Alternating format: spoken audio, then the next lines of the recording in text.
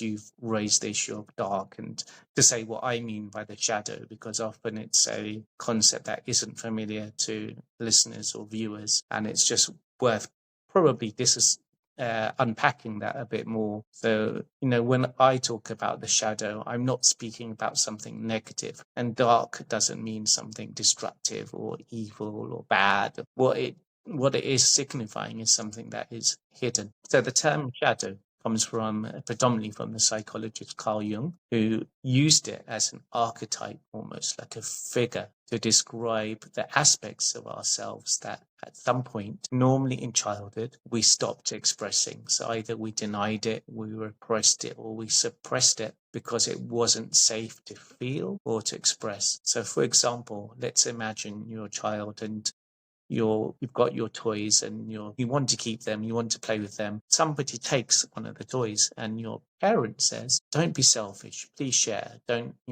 take that back." So you learn at an early stage, maybe to protect what's yours isn't acceptable and it's selfish and you shouldn't be selfish. Now you might have forgotten that, but as an adult, what happens is that isn't dead.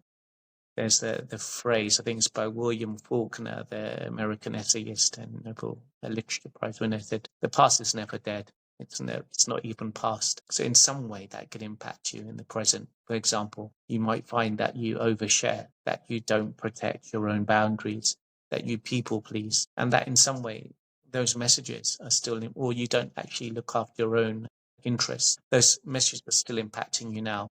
The way a nice metaphor, and I think it's by Debbie Ford in her book, The Dark Side for Light Chasers. She says, imagine when you're born into a big castle. And as a baby, you can express many emotions. They don't think about, is this acceptable or not? They cry, they wince, they laugh, they express fully. But as we grow, and let's say a toddler, we're told, don't be this, don't be that, or we have to adjust because we want to belong. But when we have a battle between authenticity and belonging, we're going to be choosing belonging because we need attachment to survive. So we shut off parts of ourselves. And imagine it's like shutting off a wing in a castle. And so suddenly that wing is not allowed. And then we close off other rooms. And then this room, we're not able to express this, whether it's jealousy or whether it's lust or whether it's anger, which is a very common one. So eventually, what it was a castle might become a few rooms. So you can see how our availability to feel even and to be able to express what you call oomph and maybe a broader range of qualities is significantly reduced.